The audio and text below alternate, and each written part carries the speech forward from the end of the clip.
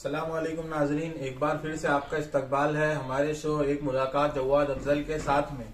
आज के हमारे मेहमान हैं राष्ट्रवादी कांग्रेस पार्टी खामगांव के शहर कार्य अध्यक्ष वर्किंग प्रेसिडेंट एडवोकेट आरिफ साहब। एडवोकेट आरिफ साहब, सबसे पहले तो मैं आपका इस्तकबाल करता हूं हमारे शो के अंदर, आपका शुक्रिया अदा करता हूं और मेरी तरफ से आपको मुबारकबाद पेश करता हूं। आप पिछले कुछ दिनों में दक्षता कमेटी के मेंबर चुने गए।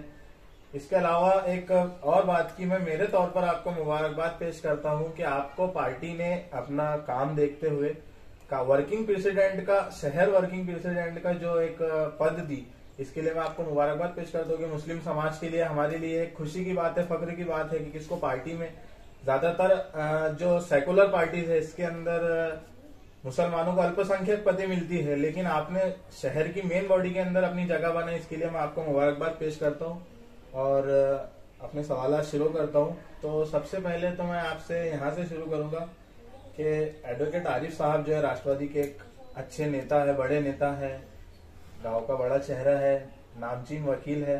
क्या हम आने वाले नगर पालिका इलेक्शन में एडवोकेट आरिफ साहब को एज अ कैंडिडेट भी देख सकते हैं? सबसे पहले औज़ बिल्लाहि मिनश शैतानिर रजीम, बिस्मिल्लाहिर रहमानिर रहीम, रब्बिश रहली सदरी व यसली अमरी वाहलुल उक़दतम मिन लिसानी यफ़क़हू क़ौली।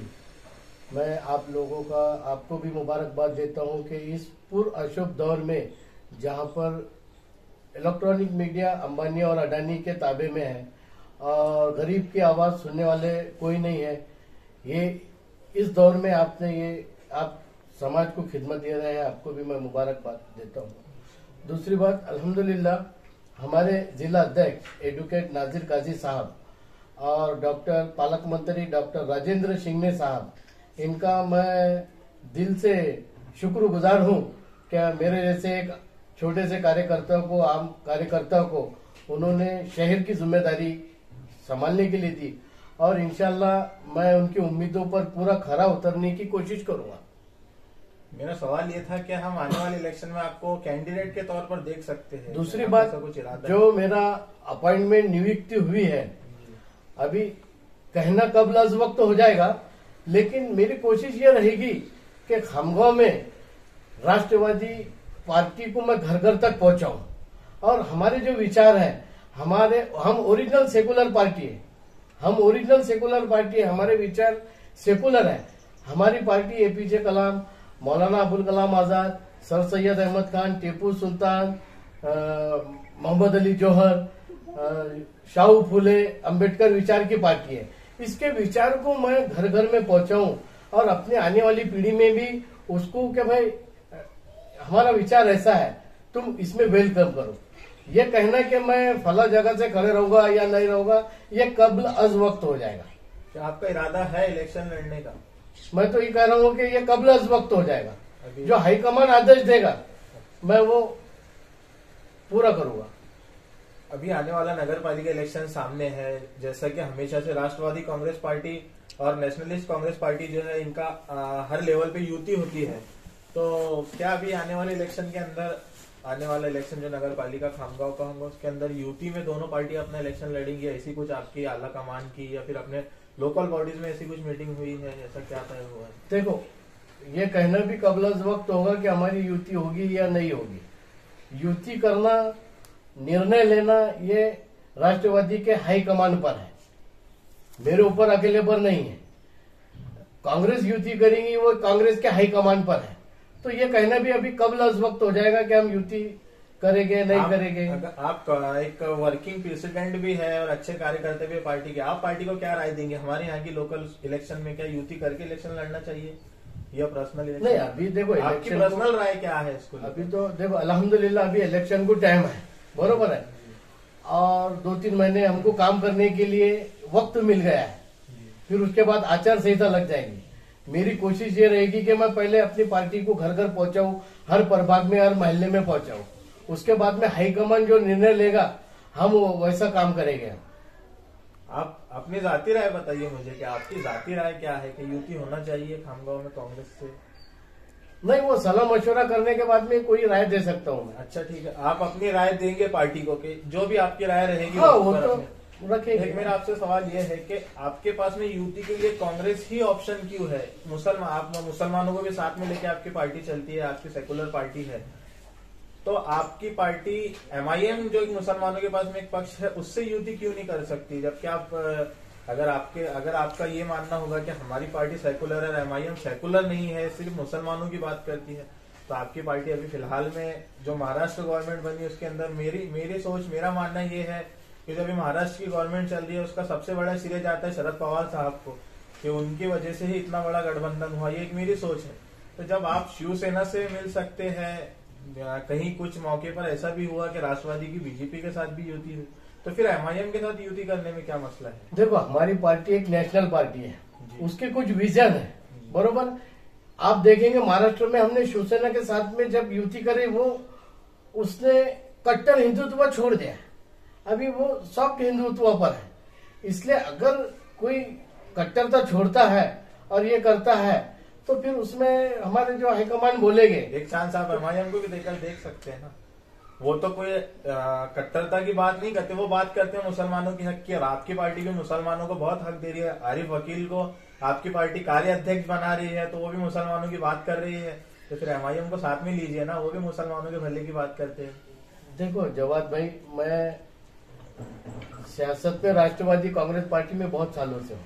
अभी अल्हम्दुलिल्लाह एडवोकेट नाजिर काजी साहब हैं, उन्होंने मुझे मौका दिए, अनुजा ताई सौड़े उन्होंने मौका दिए, पालक मंदिरी साहब ने मौका दिए, लेकिन अभी सिर्फ हमारे पार्टी के विचार हम घर घर पहुंचाना चाहते हैं। रही युति के बाद वो सब हाई कमांड देखेगा, अभी वो कब अज वक्त हो जाएगा, मैं इस पर कुछ कहूंगा तो। अच्छा, ठीक है। अगला सवाल मेरा ये है कि अभी एक आम सोच तो यही है कि युति तो होना ही है, युति में ही इलेक्शन होगा कांग्रेस और राष्ट्रवादी का। तो अगर आपका इलेक्शन यूटी में होता है, आने वाला इलेक्शन आप यूटी में लड़ते हैं, तो आप राष्ट्रवादी कांग्रेस के लिए कहां से सीटें मांगेंगे, कितनी सीटें मांगेंगे? अभी सिर्फ मेरा फोकस कैसा है कि वक्त कम है।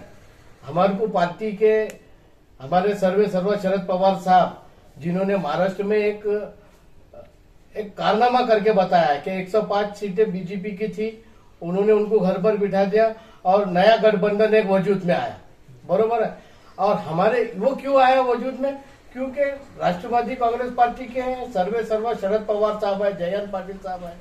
और जब हमारा आइन बना, हमारा मंशूर 1999 में बना, 1999 में हम कांग्रेस से अलग हुए।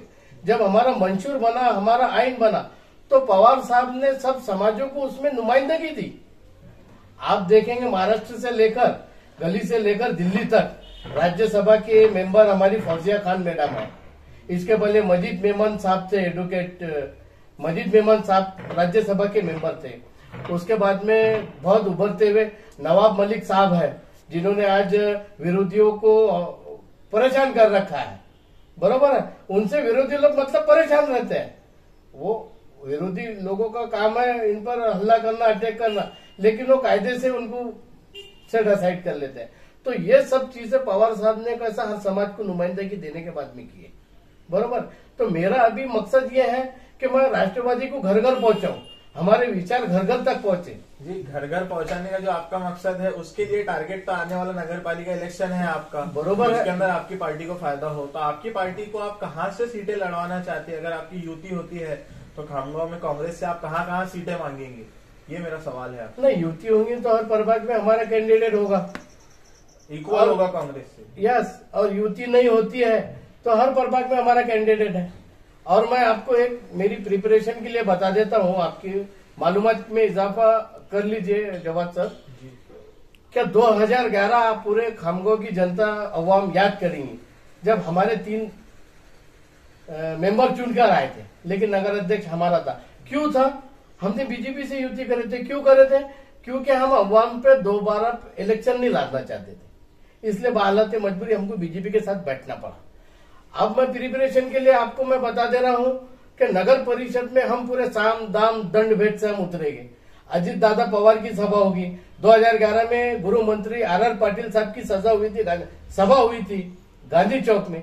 ये बारी में अजीत दादा पवार हो गए, को पाटिल साहब हो गए गृह मंत्री, वो हो गए, नवाब भाई मलिक हो गए, फौजिया खान मैडम होगी, महबूब शेख हो गए, डॉक्टर सिंगने साहब हो गए, एडवोकेट नाजिर काजी साहब होंगे, सुभान अली सर होंगे, ये सब हम प्रिपरेशन के बाद में मैदान में उतरेंगे और साम दाम दंड भेंट से हम उतरेंगे। और इतना मैं तुमको बता देता हूँ कि महानगर पालिका में सत्ता की चाबी, नगर परिषद की चाबी राष्ट्रवादी कांग्रेस के पास में रहेगी। मतलब आपकी तैयारी तो काफी मजबूत है इस बार, आपकी बातों से लग रहा है। मेरा सवाल आपसे ये है कि एक जो मुस्लिम इलाके हमारे खामगांव के अंदर 7-8 सीटें, 9-10 सीटें ऐसी हो सकती है जो मुस्लिम इलाकों से चुन के जाएंगी, जहां पर हम ये कोशिश करेंगे, एक मुसलमान होने के नाते आप भी मुस्लिम, एक पार्टी में मुस्लिम बड़ा रुतबा रखते हैं, तो आप ये कोशिश करेंगे कि वहां से ज्यादातर मुसलमान कैंडिडेट ही चुनकर जाए। तो अगर आप ये कोशिश कर रहे हैं कि अपने मुस्लिम इलाकों से मुस्लिम कैंडिडेट जाए, तो आप कहां से अपनी सीटें खड़े करने का इरादा रखेंगे? मुस्लिम इलाकों की बात मैं कर रहा हूँ। युति हो गई तो भी हर प्रभाग से हमारा एक कैंडिडेट रहेगा, युति नहीं हुई तो फिर तो हर प्रभाग से हम लड़ने वाले हैं। और अगर यूटी में कांग्रेस आपको नहीं देती, देखो युति ऐसी नहीं होती है। युति कैसी होती है? महाराष्ट्र में हम महाआघाड़ी चल रही है। देखो भाई, शिवसेना को चीफ मिनिस्ट्री हमने दिया है, पवार साहब ने दिया है, हमारे पास में गृह मंत्री है, हमारे पास में फाइनेंस है, ये कांग्रेस के पास में बांधकाम मंत्रालय है, ये सब चीजें हैं। तो कहीं ना कहीं कैसा है, देखो पूरे देश में जो बीजेपी की लहर चल रही है, तो कहीं ना कहीं कांग्रेस को भी वहां कॉम्प्रोमाइज करना पड़ेगा और हमको भी थोड़ा सा ये करना पड़ेगा। तो कहीं जब जाकर सेकुलर महास का गठबंधन होगा, अब तुम बोलेंगे कि ऐसा ये रहे कि भाई 10% हम राष्ट्रवादी को देंगे और 90% में हम सब रहेंगे, तो वो फार्मूला कैसा है कि वो जमता नहीं है। अच्छा, वो तो आपकी युति जो भी हो उसमें तय होगा।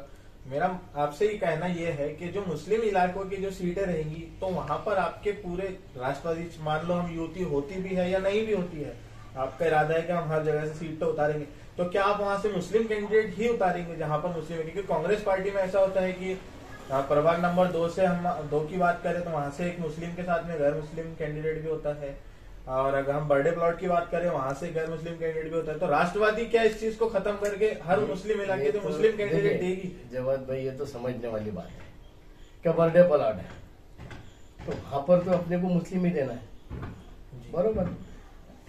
दूसरा फाटकपुरा, जूना फैल, ये एरिया आता है जहां मेजोरिटी जो समाज की रहेंगी वहां पर हम वैसे। हाँ, यही मेरा कहना है कि अगर मुस्लिम इलाका है तो वहां पर हम मुस्लिम मेजोरिटी जो होगी वो समाज को हम प्रीफरेंस देंगे। ठीक है, जैसा कि बर्थडे प्लॉट की आपने बात की, बर्थडे प्लॉट में पिछले दिनों में आपने एक प्रोग्राम भी लिया राष्ट्रवादी कांग्रेस की तरफ से, आपकी तरफ से एक प्रोग्राम भी हुआ, आपकी बर्थडे प्लॉट में काफी अच्छी मेहनत है। लेकिन बर्थडे प्लॉट जो कांग्रेस का गढ़ माना जाता है, वहां से हमेशा कांग्रेस का पैनल चुनकर आता है। बर्थडे प्लॉट में आपकी भी मेहनत अच्छी चल रही है, आपके कार्यकर्ता है, अकरम मिर्जा साहब है, उनकी अच्छी पकड़ है, वो भी राष्ट्रवादी के अच्छे कार्यकर्ता है, सलीम साहब है, वो भी बर्थडे प्लॉट से ताल्लुक रखते हैं, अपनी मेहनत वो भी बर्थडे प्लॉट में कर रहे हैं। कांग्रेस का जब बर्थडे प्लॉट गढ़ है, राष्ट्रवादी वहां पर मेहनत कर रही है, तो क्या आपको लगता है कांग्रेस आपके लिए वहां सीट छोड़ेगी? ये देखो, ये अभी मैं यही कह रहा हूँ आपको कि ये कबल वक्त हो जाएगा, लेकिन युति होगी तो सीटें तो छोड़ना पड़ेगी जी, उसके बगैर तो युति मुमकिन ही नहीं है। अच्छा, ठीक है, आपका ये कहना है कि आप बर्थडे प्लॉट से भी सीट मांगेंगे कांग्रेस से। अभी जो आने वाला नगर पालिका इलेक्शन होने वाला है, इसके अंदर अभी से मुस्लिम इलाकों में, खासतौर पर मुसलमानों के अंदर इलेक्शन को लेकर अभी से गर्मा गर्मी शुरू हो चुकी है। तो एक मुद्दा मुसलमानों में चल रहा है नगर अध्यक्ष का, कि कई लोग इसके MIM भी बात कर रही है कि नगर अध्यक्ष नहीं मिला, हम नगर अध्यक्ष लाएंगे। एक मुस्लिम फ्रंट का ऐलान हुआ जिसमें ये कहा गया कि नगर अध्यक्ष नहीं मिला, हम नगर अध्यक्ष बनाएंगे। हर पार्टी ये बात कर रही है, हर कोई अपने तौर पे ये बात कर रहा है कि हमको नगर अध्यक्ष चाहिए। राष्ट्रवादी का इसके बारे में क्या ख्याल है? क्या किसी मुसलमान को, अगर आपने जैसा कि 2011 का जिक्र किया, गणेश माने साहब को आपने नगर अध्यक्ष बनाया आपकी पार्टी ने, क्या आप ऐसा, अगर आपको एक बार फिर से मौका आता है कि नगर अध्यक्ष राष्ट्रवादी का होता है, जैसा कि आपने कहा कि सत्ता हम ही बनाएंगे इस बार, अगर बनती है तो क्या आप क्या राष्ट्रवादी कांग्रेस आरिफ शेख को नगर अध्यक्ष बनाएंगी? हालात क्या बनते हैं, हालात क्या बनते हैं, हाईकमांड क्या फैसला करता है, उसके पर सब डिपेंड है। क्या हाईकमांड हो सकता है ऐसा? हाँ, क्या आप इसकी मांग करें? Everything is possible.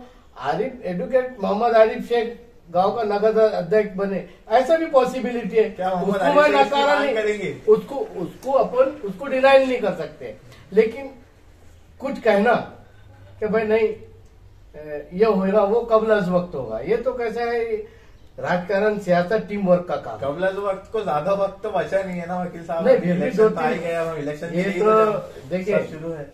देखिए पंजाब में अभी जो घटना हुई पर हमारे मोदी जी, नरेंद्र जी मोदी की, कि हमारे वजीर आजम की, वहां पर कांग्रेस कमजोर थी, लेकिन एक ही जो वहां के चीफ मिनिस्टर है, अभी क्या नाम उनका, जन्नी, हाँ, उनके एक ही स्टेप ने उसको बराबरी पे लाकर कांग्रेस को खड़ा कर दिया। ऐसा नहीं, कुछ खुदा को जो मंजूर होता है वो पलों में हो जाता है। जी।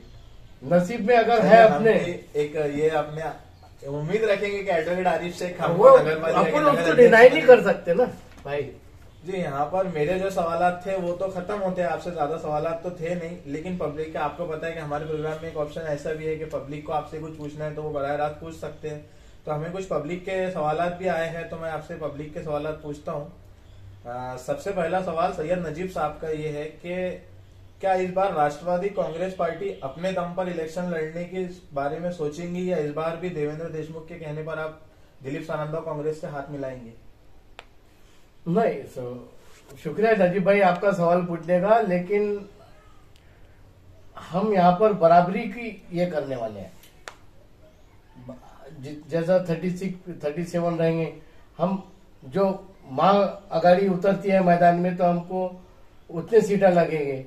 अगर ये होता है तो हम 50% सीट तो हम लेंगे, अगर युति होती है तो, और नहीं होती है फिर तो गोला मैदान सामने है, हम पार्टी पूरी ताकत लगाएगी। पहला इरादा आपका रहेगा कि युति हो जाए, उसके लिए भी अपन कबल वक्त हाईकमांड, युति का डिसीजन, निर्णय हाईकमांड को लेना है, राष्ट्रवादी कांग्रेस पार्टी के हाईकमांड को लेना है और कांग्रेस के हाईकमांड को लेना है। युति होना नहीं होना उसमें मेरा कोई इंटरेस्ट नहीं है। मेरा यह है कि पक्ष ने संगठन मजबूत करने के लिए जो जवाबदारी मेरे ऊपर डाली है, मैं उसको इंशाल्लाह घर घर तक राष्ट्रवादी कांग्रेस को पहुंचाने की कोशिश करूंगा। अगला सवाल जो है हमारा, डॉक्टर वकार मोहसिन आपसे ये सवाल करते हैं कि आने वाले इलेक्शन में, चाहे वो नगर पालिका इलेक्शन हो, आगे जिला परिषद पंचायत समिति के भी इलेक्शन है, इसमें क्या आप कांग्रेस से कहाँ सीट मांगेंगे? वही इनका भी सवाल है कि कांग्रेस की के एक आम सोच तो यही है वकील साहब की, यूपी में ही ये इलेक्शन, कहीं का भी इलेक्शन ज्यादातर होना है। वही क्या है कि ये कांग्रेस की हाईकमांड तय करेंगे और हमारी हाईकमांड तय करेंगे। मैं अकेला तय करने वाला कुछ नहीं है। हाँ, मैं टाइम पर अपनी राय उनको दे सकता हूँ कि साहब ऐसा ऐसा करेंगे। एडवोकेट नजीर काजी साहब को, डॉक्टर हमारे पालक मंत्री डॉक्टर चिंगने साहब को, क्या सर ऐसा ऐसा करेंगे तो ऐसा ऐसा पार्टी को फायदा हो सकता है, इतनी राय मैं दे सकता हूँ। फैसला निर्णय उनको ही लेना है। अगला सवाल नदीम मिर्जा साहब का है कि नदीम मिर्जा ये पूछते हैं कि आप जानते हैं हमारे 2 मुस्लिम मेंबरान ऐसे थे जिन्होंने पहले अपक्ष इलेक्शन लड़ा, उसके बाद वो बीजेपी जैसी इस्लाम दुश्मन पार्टी के साथ में उन्होंने समर्थन दिया, बीजेपी के साथ वो गए और उसके बीजेपी के साथ रह के हुए उन्होंने मुसलमानों के बहुत सारे काम करवा लिए, मुस्लिम इलाकों का अच्छा खासा विकास कराया, मुसलमानों के बहुत सारे काम उन्होंने करवाए। तो क्या आपकी पार्टी, जो आप सेकुलर पार्टी है और आप कांग्रेस आपके साथ है, क्या आप लोग अब इस चीज का वादा कर सकते हैं जैसा उन्होंने कर दिखाया बीजेपी के साथ रहकर, ऐसा आप सेकुलर पार्टी जो मुसलमानों की बात करती है उनके साथ रहकर ऐसा काम करेंगे? एक वादा कर सकते हैं क्या ऑन स्क्रीन? जवाद भाई, नदीम मिर्जा साहब जिनका मेरे जो सवाल है, एक राष्ट्रवादी कांग्रेस पार्टी एक वाहिद पार्टी है जो कार्यकर्ताओं को सम्मान देती है। आज कुछ भी हो, कुछ भी, मैं हमारे एडवोकेट नाजिर काजी साहब को फोन करता हूँ, वो मीटिंग में रहे तो मेरे को 2 मिनट के बाद में फ्री होते से कॉल आता है, भाई पुलिस थाने का काम है, तहसील का काम है, एसडीओ का काम है, कलेक्टर ऑफिस का काम है, तो मेरे कार्यकर्ताओं के काम मैं कर रही हूँ। उसके बाद में अगर जरूरत पड़ती है तो हमारे पालक मंत्री साहब को मैं डायरेक्ट बात कर सकता हूँ और वो बेचारे मीटिंग में रहे तो बाद में अपने को कॉल बैक करते हैं, फिर मैं मसला उनके कान पे डालता हूँ और ऐसे काम हो रहे हैं। बरोबर है। अब रहा, हमको मौका मिलेगा हम जरूर इंशाअल्लाह ताला हम जरूर काम करके दिखाएंगे, जैसा इन्होंने करके दिखाया इंशाअल्लाह जरूर। क्योंकि एक उम्मीद कांग्रेस, राष्ट्रवादी कांग्रेस जो एक सेकुलर पार्टी का अपने ऊपर लेबल लगाए हुए है और ये मुसलमानों की बात करती है, तो फिर इनका फर्ज होता है कि उनसे ज्यादा ये काम करे, ऐसा नदीम मिर्जा का कहना था। तो क्या आप इसका एक वादा कर सकते हैं कि मैं इनसे ज्यादा काम हमको करेंगे? मौका मिला तो इंशाल्लाह हम जरूर काम करेंगे। मेरा अगला सवाल जो है बर्थडे प्लॉट से मोहम्मद अशफाक साहब ये सवाल करते हैं कि बोरीपुरा जो हमारा एक इलाका है वहाँ पर मुस्लिम बस्ती है, वहाँ के मेंबर है देवेंद्र देशमुख साहब जो आपके राष्ट्रवादी कांग्रेस के शहर अध्यक्ष भी हैं और वहाँ से राष्ट्रवादी से मेंबर भी है। उन्होंने उस इलाके के काम तो नहीं किए, चलो सत्ता नहीं थी, काम नहीं किए, लेकिन उस काम के लिए कोई मेमो भी अभी तक नहीं डाला इन 5 सालों में। और उसके अलावा जो काम वहाँ के समाज सेवक करवा रहे हैं या बीजेपी करवा रही है, अपोजिशन पार्टी कोई भी करवा रहा है, तो उसके अंदर वो कुछ न कुछ रुकावट डाल रहे हैं, ऐसा मोहम्मद अशफाक साहब का सवाल है।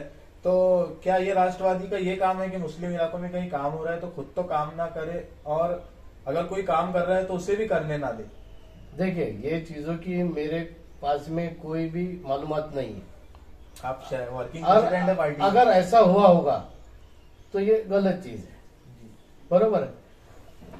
लेकिन लोगों का भी क्या काम है कि इसको प्रॉपर लीगल वे में बिठाकर कंसर्न ऑफिसर को मिलना चाहिए, बरोबर।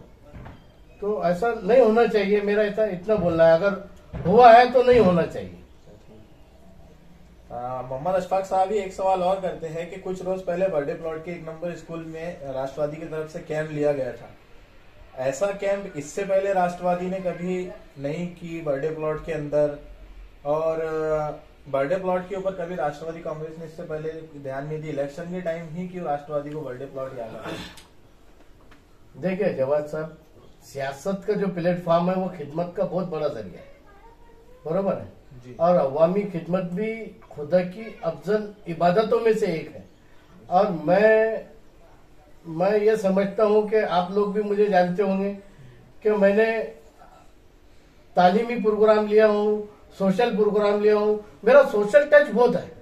बर्थडे प्लॉट में आरिफ वकील ने खुद पिछले साल में डॉक्टर रागिब देशमुख साहब आए थे जलगांव खानदेश से, मैंने प्रोग्राम लिया हूं, बराबर है। अब तो वक्त है, अपने को सियासत के जरिए खिदमत करने का भी मौका मिला, इसलिए हमने बर्थडे प्लॉट को वहां चुने, इसलिए हमने वहां प्रोग्राम लिए। उनका ये पूछना है कि क्या वो राष्ट्रवादी कांग्रेस इससे इलेक्शन में फायदा उठाना चाहती है? ये नहीं एक मैं उसको अपने तौर पे पेश करूँ तो क्या नहीं, का इरादा सिर्फ इलेक्शन? देखो, मेरी जो अपॉइंटमेंट हुई है, नियुक्ति हुई है, मेरा इलेक्शन का ज्यादा ये नहीं है।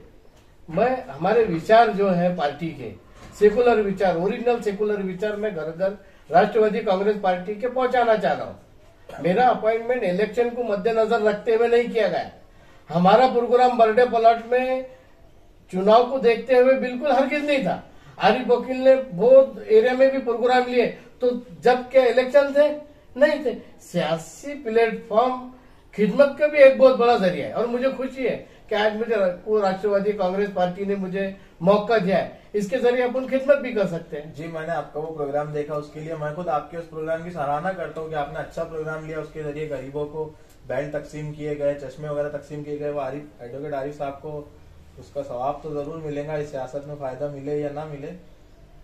अगला सवाल जो है हमारा मोहम्मद सादत है, जिया कॉलोनी से मोहम्मद सादत साहब ये पूछना चाहते हैं कि राष्ट्रवादी कांग्रेस की एक जानी मानी शख्सियत थी वैभव डोरे साहब, जो राष्ट्रवादी कांग्रेस से ताल्लुक रखते थे। बाद में वो नगर अध्यक्ष बनने के लिए बीजेपी के साथ मिल गए, उनको नगर अध्यक्ष बनाया गया। क्या अगर वो वापस से भी राष्ट्रवादी में आ सकते हैं, और अगर वो आ सकते हैं तो क्या ऐसे आदमी को जो अपने फायदे के लिए, अपना नगर अध्यक्ष बनने के लिए वो राष्ट्रवादी छोड़कर बीजेपी में चले गए, तो आप उनको रिटर्न लेंगे? और अगर आपने भी उनको ले लिया तो क्या पब्लिक एक बार उनको राष्ट्रवादी के तौर पे वोट देगी? अपन जो गांव में रहते हैं, अपन जो देश में रहते हैं, वो डेमोक्रेटिक, उसकी सेकुलर और डेमोक्रेटिक उसकी परिभाषा है, उसमें लोकतांत्रिक अपन ये करते हैं। अपन हर आदमी को हर साल पार्टियां बदलने का अधिकार है, बरोबर है, लेकिन उसको अवाम लाइक नहीं करती है, बरोबर। अब वो तो डोरे साहब जाने वो कहाँ जाएंगे, क्यों जाएंगे, और जाएंगे भी क्या नहीं जाएंगे, वो मसले पर मैं क्या बोल सकता हूँ। अगर वो आए तो आप उन्हें लेंगे? ये सवाल है उनका। देखो, आए बोले तो राष्ट्रवादी के दरवाजे तो सबके लिए खुले हैं। क्यों? मेरा मानना कैसा है कि भाई एक कम से कम एक वोट तो बढ़ रहा है। मैं विचारधारा का आदमी हूँ, मैं संगठन का आदमी हूँ, मैं विचारधारा का आदमी हूँ कि भाई फला आएगा तो एक वोट तो कम से कम बढ़ेगा उसका। हमारे दरवाजे सबके वास्ते खुले, कोई भी आओ। अगला सवाल अहमद फराज साहब आपसे ये पूछना चाहते हैं कि आने वाले इलेक्शन को लेके राष्ट्रवादी की खामगांव में क्या तैयारी है और क्या आने वाले इलेक्शन के प्रचार के लिए हम राष्ट्रवादी कांग्रेस के बड़े चेहरों को खामगांव में देख सकते हैं? जैसा आपने ऐलान तो कर दिया, लेकिन एक बार फिर इनका सवाल था। देखो, मैं तो एक फराद साहब कह रहा था, जोश दरिया को समंदर का सुकून, जिसमें जितना जोर है वो उतना ही खामोश है। हम पूरी ताकत से इलेक्शन के मैदान में उतरने वाले हैं, पूरी ताकत, साम दाम दंड भेद। हम इलेक्शन की इसमें हमारे सभा, अजीत दादा की सभा हुई 2011 में, हमने गुरु मंत्री, उस वक्त के गुरु मंत्री हमारे आर पाटिल साहब थे, गांधी चौक में सभा ली, नवाब मलिक साहब थे, सोहिल लोखंडवाला साहब थे। तो हम ये बारी में भी अजीत दादा पवार, नवाब भाई मलिक, सुभान अली सर, महबूब शेख, एक उभरता हुआ नाम है राष्ट्रवादी कांग्रेस पार्टी में, महबूब शेख, उनको भी लाएंगे। उसके बाद में एडवोकेट नाजिर काजी साहब है, डॉक्टर राजेंद्र सिंह साहब अपने पालक मंत्री साहब है। हम पूरी ताकत से इलेक्शन के मैदान में उतरने वाले हैं। अभी क्या है मसला कि लोग, बहुत से लोग हमारे मेरे कांटेक्ट में बहुत जल्दी से प्रवेश करने वाले हैं। कुछ लोगों को कंफ्यूजन है, लेकिन आपके चैनल के जरिए माध्यम से मैं उन लोगों को बताना चाहता हूं, जो पहले आएगा वो पहले पाएगा। इसमें सीनियरिटी को बहुत महत्व है। हमारे विजन है, हमारे प्रोटोकॉल रहते हैं नेशनल पार्टी के। मैं सीनियर था, इसलिए मेरे को साहब ने और एडवोकेट नाजिर काजी साहब ने मेरे को कार्याध्यक्ष बना। तो मैं उन लोगों से कहना चाहता हूं कि जो वह पहले आएगा वो पहले पाएगा।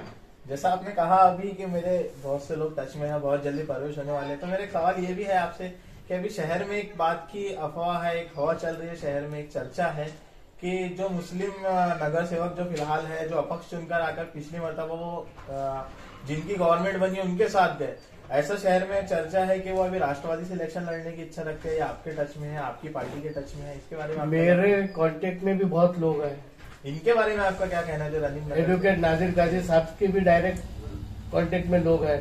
हमारे लोकल लोग यहाँ पर है, गणेश भाऊ मान्या है, सलीम भाई है, रहीना आपा है, उसके बाद में शैलेश जी भाटिया है, खंडारे सर है, अशोक जी हटकर है। टीम बड़ी जबरदस्त है हमारी। कोई भी काम के लिए हम कोई भी प्रोग्राम में करते हैं, पूंजा भाऊ टीकार है, तो वो 5 मिनट में, हम 10 मिनट में जमा हो जाते हैं और कोई भी कार्यक्रम करते हैं।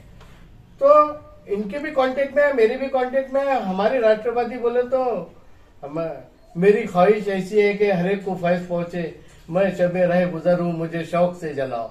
हमारी पार्टी का एम मंशूर यह है कि भाई सबके लिए हमारे दरवाजे खुले। किसको, अगर ये जो शहर में एक बात चल रही है, ये जो अपक्ष उम्मीदवार आने वाले हैं, राष्ट्रवादी से लड़ना चाहते हैं, लड़ रहे हैं आने वाले इलेक्शन, ये बात आप बता रहे कि हो सकता है टच में होगी किसी के, आपके इतने लोगों के आपने नाम गिनाए, तो इनके लिए भी आपने कहा कि हमारे दरवाजे खुले हैं। सबके लिए खुले हैं। मेरा अगला सवाल आपसे, समीर भाई बोरीपुरा ये सवाल करते हैं, बोरीपुरा से समीर साहब, कि हमने हमारे इलाके से, जो उनका बोरीपुरा इलाका है, वहां से उन्होंने राष्ट्रवादी कांग्रेस का एक मेंबर चुनकर दिया, देवेंद्र देशमुख साहब। वो पिछले 5 सालों में कोई मुकामी काम नहीं करने आए, 5 सालों में कभी इलाके में नजर नहीं आए, और जो वहाँ के मुकामी काम है, वहाँ के सोशल वर्कर को करना पड़ रहे हैं, वहाँ से जो सोशल वर्कर ताल्लुक रखते हैं वो काम कर रहे हैं। एनसीपी की जो पकड़ है, उनका ये कहना है कि मुसलमानों में अच्छी मजबूत पकड़ है, तो फिर ऐसे काम पर, ऐसी पार्टी जहाँ पर मुस्लिम इलाके में, वहाँ पर मुस्लिम पॉपुलेशन ज्यादा है, तो वहाँ पर कोई काम नहीं उनके जरिए, वहाँ के मेंबर होने के जरिए उनका कोई ध्यान नहीं उस तरफ। उस वक्त भी कैसा था, दादा ने काम किया नहीं ऐसा ही नहीं है, लेकिन काम कुछ हो सकता है, कुछ काम छूटे हुए, ऐसा भी हो सकता है। नहीं, इस 5 सालों में उनके जरिए उनका ये कहना है कि हमारे तरफ उन्होंने देखा भी नहीं।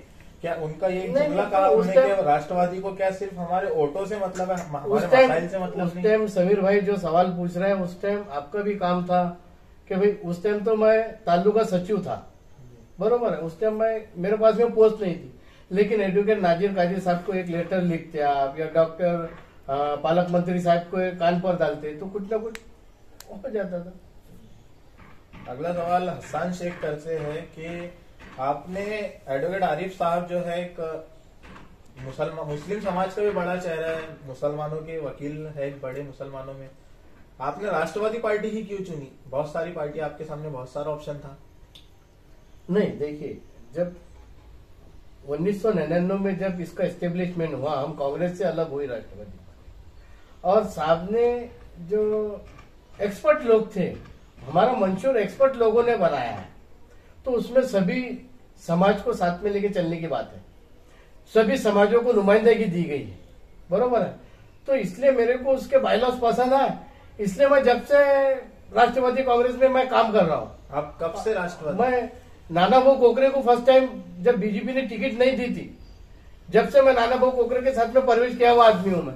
उसके पहले आप ऐसा एक, जहां तक कि मेरी मालूमात है कि एडवोकेट आरिफ साहब का जो सियासी सफर शुरू होता है वंदे मातरम ग्रुप से शुरू होता है, वहां से आप शहर में मतलब ये सियासी मैदान में चर्चा में थे। उसके बाद आपने ये, आपका ये कहना है कि जो मेरा पार्टी का मंशूर है उसको देखकर इधर प्रवेश किया। नहीं, बहुत अच्छा सवाल पूछा आपने। देखिए, मैं रणजी ट्रायल प्लेयर हूँ क्रिकेट में, मैं अंडर 19 विदर्भ क्रिकेट एसोसिएशन का कैप्टन रह चुका बुलंद डिस्ट्रिक्ट, मैं अंडर 16 विदर्भ का कैप्टन कंबाइंड डिस्ट्रिक्ट का मैं रह चुका। उन दिनों में क्या होता था कि हमारे जो क्रिकेट एसोसिएशन, जिला क्रिकेट एसोसिएशन के अध्यक्ष मुन्ना पुरवार थे, तो उन्होंने मेरे को न्योता दिया कि भाई वंदे मातरम से आप खेलो। तो मैं क्रिकेट, वंदे मातरम क्रिकेट से मैं खेलता था। तो उसका अर्थ ये नहीं है कि भाई मैं सियासी सफर में उनके साथ में हूँ और ऐसा हूँ। ये game is very, cricket is very different and politics is very different. दोनों में जमीन आसमान का फर्क है। हाँ, मैं एक बात और आपके जरिए बोलता हूँ कि मेरे ताल्लुकात कांग्रेस में, बीजेपी में, शिवसेना में मेरे मतभेद हो सकते हैं मेरे सबसे, लेकिन मतभेद नहीं है। मैं सबसे आज भी खुश अखलाकी से मिलता हूँ। बीजेपी वाले हो, शिवसेना वाले हो, कांग्रेस वाले हो, मैं सबसे अच्छे से मुलाकात में करता हूँ। या कोई किसी पार्टी से नहीं भी ताल्लुक रखते हैं, मैं उनको भी, क्योंकि ये अपना इस्लाम में अखलाक का बहुत बड़ा दखल है, तो मैं कोशिश ये करता हूँ कि भाई उसको भी मैं पूरा करूँ। तो मेरे ताल्लुकात हर जगह है। मेरे वैचारिक मतभेद हो सकते, मनभेद किसी से नहीं। हमारा अगला सवाल जो है वकार खान पूछते हैं गोंदापुर से कि आज आपकी जो पार्टी है, महाराष्ट्र की बात कर रहे हैं, वो स्टेट लेवल पर आपकी पार्टी पावर में है।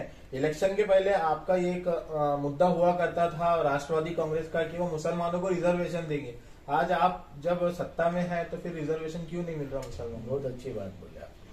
देखो, एक रिजर्वेशन ये डायरेक्ट संबंध है केंद्र सरकार का। अभी देखो, पिछली विधानसभा जो भंग हुई, जिसमें देवेंद्र फडणवीस मुख्यमंत्री थे, उन्होंने जाते जाते कुछ तो भी ये किया था, लेकिन ये चीजें अगर जल्दी में या अध्यादेश बना के ये अपन उसको लाओ रिजर्वेशन को, तो केंद्र उसको परमिशन देता नहीं है। जब पिछली मतलब, एक मिनट, बरोबर है, तो ये केंद्र का मुद्दा है। लेकिन अभी जो विधानसभा का सदन हुआ, उसमें माइनॉरिटी मिनिस्टर नवाब भाई मलिक ने सीधा डायरेक्ट बोले क्या हम मुस्लिम समाज को आरक्षण देंगे, और इंशाअल्लाह इलेक्शन के पहले मुस्लिम समाज को इंशाअल्लाह सुम्मा इंशाअल्लाह 100%, क्योंकि हमने इसकी एक्सपर्ट बॉडी बनाई है जिसमें माहिर उकला है, जिसमें लेजिस्लेशन के एक्सपर्ट लोग हैं, उनसे हम राय मंगा रहे हैं कि भाई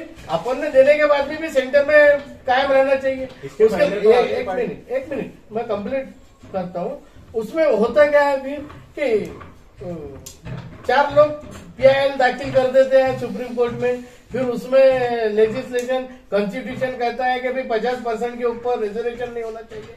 तो ये सब बातों को विचार करने के लिए लेजिस्लेशन हमने एक्सपर्ट की टीम बनाई है, वो उनकी राय आ रही है, वो आह्वान सादर कर रहे हैं, वो रिपोर्ट दे रहे हैं, तो उसके लिए थोड़ा सा टाइम लगता है। राय की तो बात ही नहीं ना वकील साहब, आप बता रहे हैं कि जब सुप्रीम कोर्ट ये कहता है, कोर्ट ये कहती है कि 50% होना चाहिए, नहीं 50 में के मुसलमानों का 5% पे भी हक नहीं है। उसमें भी तुमको बीच का रास्ता निकालना पड़ेगा, जो सुप्रीम कोर्ट में भी जाने के बाद में पिटीशन डिसमिस न हो और उसको केंद्र सरकार भी उसको अलाउड करे, तो काम की बात है। वो रिजर्वेशन कोई ऐसा है कि किराना की दुकान पे जाओ भाई रिजर्वेशन, तो ऐसा नहीं भाई, ये एक्सपर्ट लोगों के काम है, ये ऐसा नहीं होता है। इस पे पूरी रिपोर्ट लगती है, सब ये लगता है, अब उस पर हम अमल करेंगे। रिजर्वेशन के अलावा अगर कोई बिल या फिर कोई चीज अगर स्टेट गवर्नमेंट को पास करना होती है तो वो आसानी से हो जाती है, लेकिन जब रिजर्वेशन की बात, रिजर्वेशन स्पेशल सेंट्रल गवर्नमेंट के सेंट्रल गवर्नमेंट का पावर है। पिछली मतलब जब कांग्रेस की सरकार थी उस वक्त तो ऐलान हो चुका था ना, फिर टीका क्या, टीका क्या है, गवर्नमेंट वो गलती हम नहीं करना चाह रहे जी। हम वो गलती नहीं करना चाहते, इसलिए हमने एक्सपर्ट की कमेटी बनाई। हमारे मिनिस्टर, माइनॉरिटी मिनिस्टर नवाब भाई मलिक ने सदन में बोला है कि भाई इलेक्शन के बहुत जल्दी हम मुसलमानों को रिजर्वेशन। इलेक्शन का ही तो एक वादा नहीं होगा, फिर जैसा आप करेंगे नहीं, इलेक्शन नहीं, के नहीं। पहले मिलेगा। ये देखो, हमारे पास में समाज, हम जमीन से जुड़े हुए लोग, तुम राष्ट्रवादी का गली से लेकर दिल्ली तक जब सर्वे करेंगे ना, तो उसमें इंटेलिजेंट लोग तुमको मिलेंगे, जमीन से जुड़े हुए लोग मिलेंगे। तो हमारा इलेक्शन तो आते रहते हैं, जाते रहते हैं, लेकिन मैं इंसानों ने इंसानों की खिदमत करना चाहिए, ऐसे भी हमारे विचार है, मेरे भी वैसे विचार है। पिछले सदन में नवाब भाई ने बोले हैं कि भाई रिजर्वेशन मुसलमानों को मिल जाएगा, तो इंशाल्लाह मिल जाएगा। हमारी करनी और कथनी में फर्क नहीं है, इसलिए हम उम्मीद तो रख सकते हैं इंशाल्लाह मिलेगा और मिलना चाहिए। एडवोकेट और आरिफ मिलना शेख साहब मैं इतना बड़ा मुसलमानों को रिजर्वेशन मिल जाए। मैं इतना बड़ा आदमी नहीं हूँ कि मैं रिजर्वेशन के लिए, मिलना चाहिए। और हम हमारी करनी और कथनी में फर्क नहीं है, हम इंशाल्लाह देंगे। तो यहाँ पर हमारे आपसे जो सवाल थे वो खत्म होते हैं। अगर आप हमारे चैनल के जरिए पब्लिक को कुछ मैसेज देना चाहते हैं तो दे सकते हैं। मैं नौजवान लोगों को एक मैसेज जवाद अफजल साहब के चैनल के जरिए दे रहा हूं कि भाई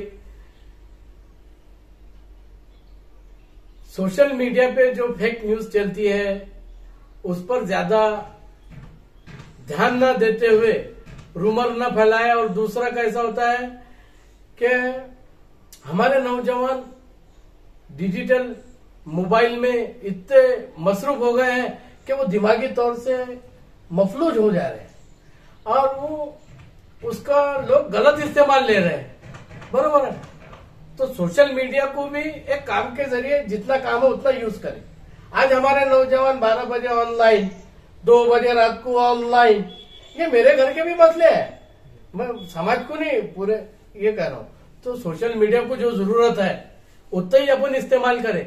और दूसरा मैं एक बात ये भी कहूंगा कि भाई आप ओरिजिनल सेकुलर पार्टी है राष्ट्रवादी कांग्रेस पार्टी, उसमें आओ, आपके जो काम होंगे हम 24 घंटे आरिफ वकील कोशिश करेंगे, करने वाली जात अल्लाह की है, लेकिन गली से लेकर दिल्ली तक, मंत्रालय तक आपकी बात पहुंचाकर आपको मुतमईन करने की जवाबदारी हमारी है। और इंशाल्लाह हमारे एडवोकेट नाजिर काजी साहब, हमारे डॉक्टर राजेंद्र पालक मंत्री डॉक्टर सिंगने साहब, वो भी ऐसे ही है, वो भी एक पार्टी है जो कार्यकर्ताओं को सम्मान देती है, वो राष्ट्रवादी कांग्रेस पार्टी है। हम हर काम के लिए मदद करने को तैयार है, इसलिए आओ और जल्दी प्रवेश करो और इंशाल्लाह बहुत जल्दी बहुत अच्छे अच्छे लोग हमारी पार्टी में आएंगे। इसलिए आपने राष्ट्रवादी को भी बढ़ाना चाहिए, गांव में आना चाहिए, ऐसा मेरा बोलना है। चलिए शुक्रिया, आपने अपना कीमती वक्त दिया, उसके लिए हम आपके शुक्रगुजार। नहीं, उठ बांध कमर क्या डरता है, फिर देख खुदा क्या करता है। हम तो सिर्फ कोशिश करने वाले हैं, करने वाली जात अल्लाह की है, लेकिन हम अल्लाह हमको भी अच्छा मुकाम देगा राष्ट्रवादी कांग्रेस में। और अभी बदलाव चाह रहे, पूरा गांव बदलाव चाह रहा है, इसलिए हमको स्पेस अच्छा मिल रहा है। लोग मेरे को हाथों हाथ ले रहे हैं, हर समाज मेरे को चाह रहा है। मुस्लिम समाज तो मेरे घर का समाज है, बेचारे मुस्लिम भाई मेरे को बेचारे चाह रहे हैं, दूसरा समाज भी मेरे को चाह रहा है, वो अच्छा पिकअप दे रहा है। तो इंशाल्लाह उम्मीदों ना उम्मीद नहीं होना चाहिए और उम्मीदों पे दुनिया कायम है। और इंशाल्लाह हम कुछ बड़ा करके दिखाएंगे राष्ट्रवादी कांग्रेस पार्टी खामगांव में, इंशाल्लाह ताला। शुक्रिया आपका, थैंक यू, बहुत बहुत शुक्रिया। तो ये थे एडवोकेट आरिफ शेख साहब, राष्ट्रवादी कांग्रेस के शहर कार्य अध्यक्ष, जिनको आपने सुना। उन्होंने अपनी पार्टी के बारे में बताया, अपने इरादे बताए, उनका क्या काम है, क्या इरादे वो लेकर इस शहर में उतरे हैं वो बताए। इसी तरह हम अगले हफ्ते फिर किसी नए मेहमान के साथ आपसे जुड़ेंगे। अगले हफ्ते के मेहमान के नाम का मैं ऐलान करता हूं कि अगले हफ्ते हमारे जो मेहमान होंगे वो हमारे शहर के एक मौजूद डॉक्टर नवेद देशमुख साहब होंगे, जो सियासत से भी ताल्लुक रखते हैं। तो हमारे अगले मेहमान डॉक्टर नवेद देशमुख साहब हो गए। अगर आप डॉक्टर नवेद देशमुख साहब से कोई सवाल करना चाहते हैं तो हमें वो सवाल हमारे नीचे लिंक में, डिस्क्रिप्शन में जो लिंक्स दी हुई है हमारे सारे अकाउंट्स की, उसके जरिए आप अपना सवाल कर सकते हैं। तो ठीक है, मिलते हैं अगले हफ्ते एक नए मेहमान के साथ। अस्सलाम वालेकुम।